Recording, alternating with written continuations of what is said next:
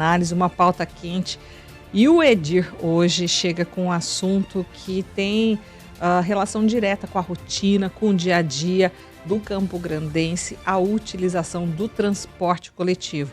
Não é novidade que muita gente, né, e principalmente os nossos ouvintes que nos acompanham diariamente, têm acompanhado aí muitas vezes queixas, protestos, recentemente inclusive com o aumento no valor da tarifa do transporte coletivo aqui em Campo Grande e uma movimentação que, olha, há bastante tempo vem sendo mobilizada, mas sem muito sucesso, viu?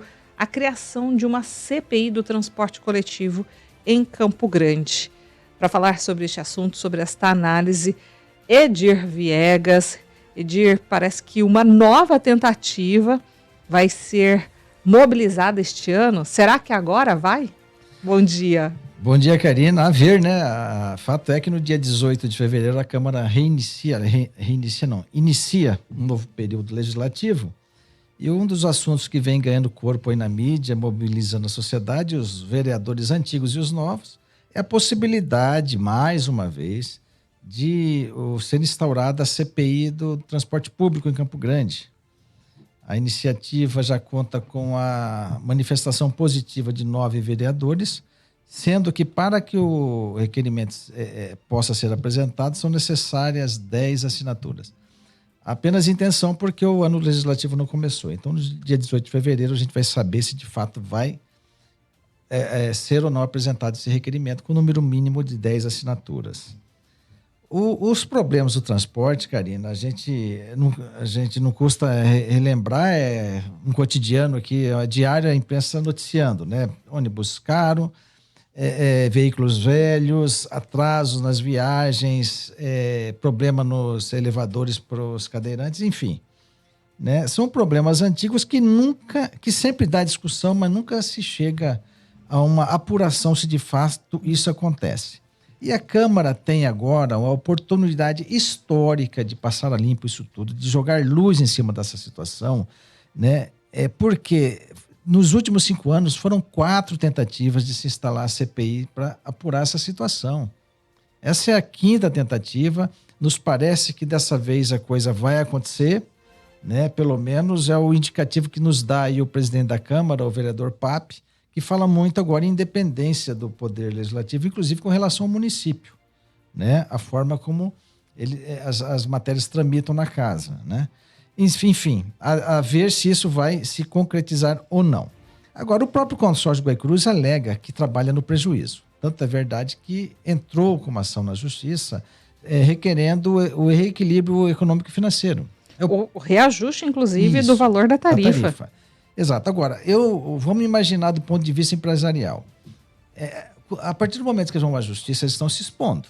Eu vou ter que provar para a justiça, claro, que eu opero no prejuízo.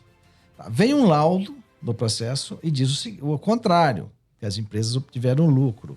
O consórcio contesta, dizendo que se trata de lucro operacional e não lucro real. Real, exatamente, da remuneração pelo serviço. Agora, como novos laudos foram requisitados, isso deve esclarecer. Agora, o que a CPI tem que focar? Porque sempre tem aquela história, a CPI não tem motivo certo, definido, então por isso não vai ser implantado. É muito amplo o espectro aí de investigação.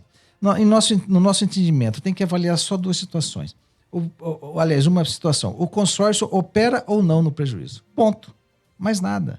Porque o resto das situações vão aparecer em decorrência dessa constatação.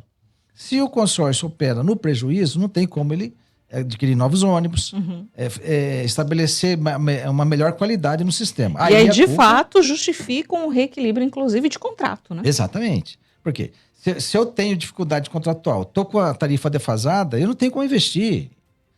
Então, nesse caso, quem está pisando na bola, vamos dizer assim, é a prefeitura, né? Porque o contrato prevê o equilíbrio econômico e financeiro. Se ao contrário, o consórcio tem lucro e mesmo assim não investe em qualidade, aí é o momento de se pensar em você romper o contrato e convocar aí uma nova licitação, porque trata-se aí de uma falta com a verdade, vamos dizer assim. E ninguém, Karina, nós e tentando já jogar com a opinião pública também, né, Edir? Exatamente. E a gente tem aqui sempre aquela situação. O empresário trabalha para tomar prejuízo? Assim, será que o altruísmo é tanto? Em regra, na economia, né, não há que se falar numa situação como essa, se pensando num negócio. Exato. Agora, você também tem o outro lado da moeda.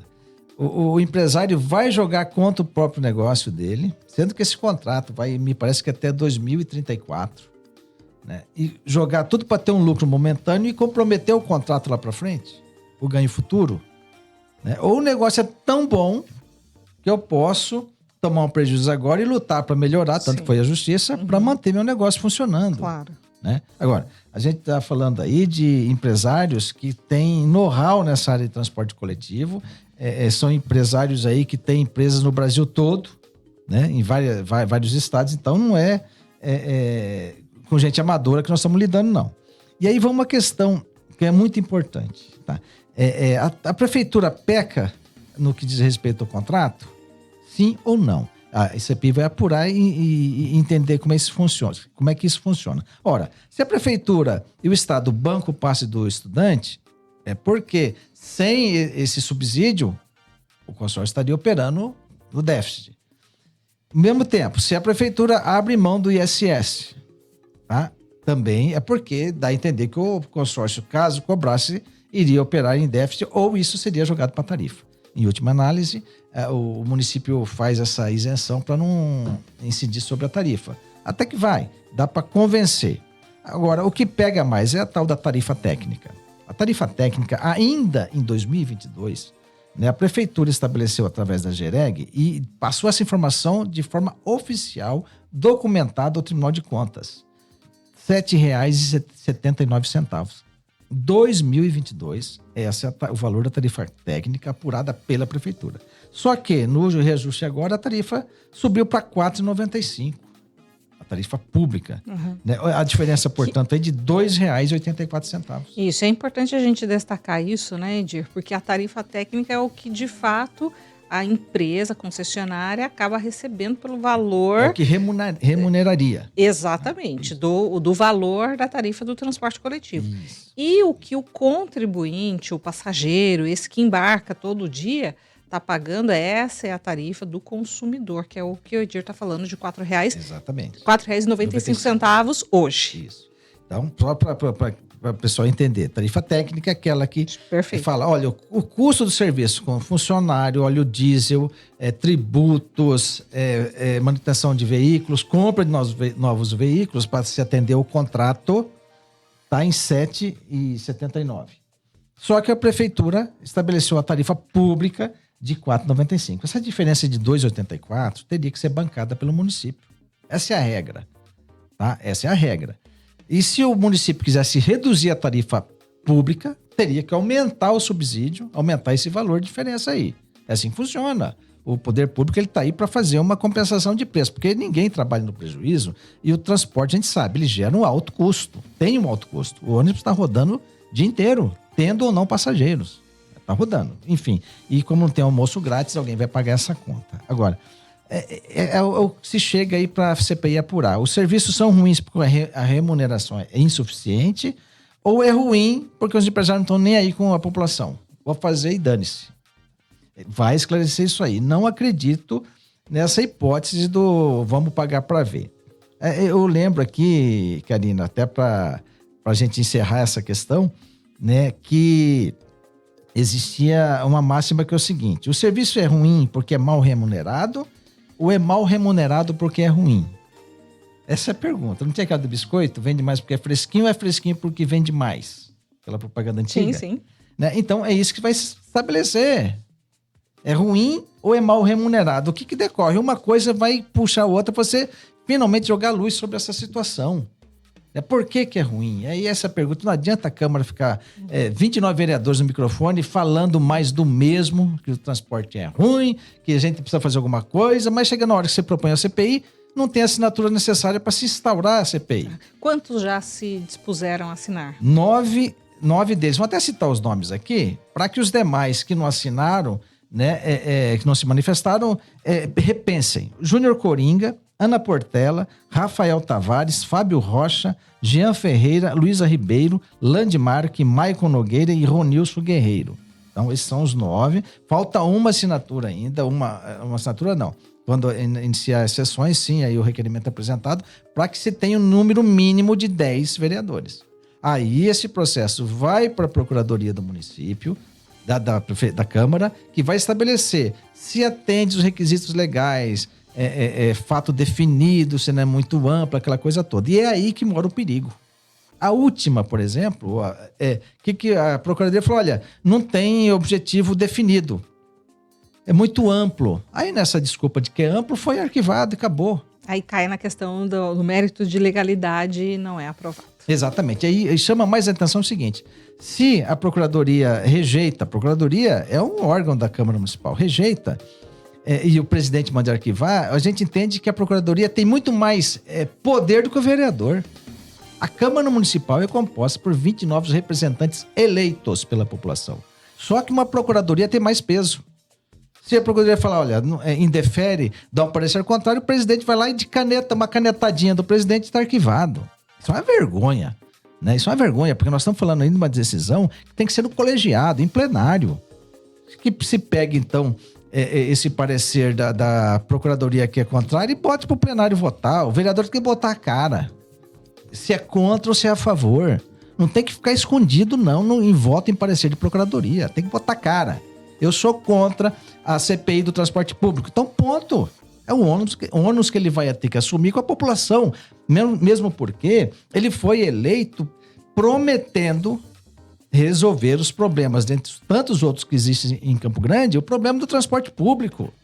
Né? Então, eu penso até que o vereador Pape tem a chance histórica como presidente de finalmente desencalacrar essa situação. Né? Vamos tocar a CPI, qual é o problema? E sugestão aqui da nossa coluna, fato que vai se investigar. A operação é lucrativa ou dá prejuízo? Pronto, é só isso. Porque se você estabelecer que é lucrativa, a empresa está mentindo. Tem que investir mais ou vamos romper o contrato. Se a CPI concluir que a prefeitura está se omitindo, então que se puna a prefeitura, que vamos fazer o reequilíbrio contratual logo, urgente. O que não pode é a população estar pagando uma tarifa dessa, né, e ficar nesse jogo de empurra. A prefeitura finge que fiscaliza, o consórcio finge que trabalha, que presta um bom serviço e fica nisso.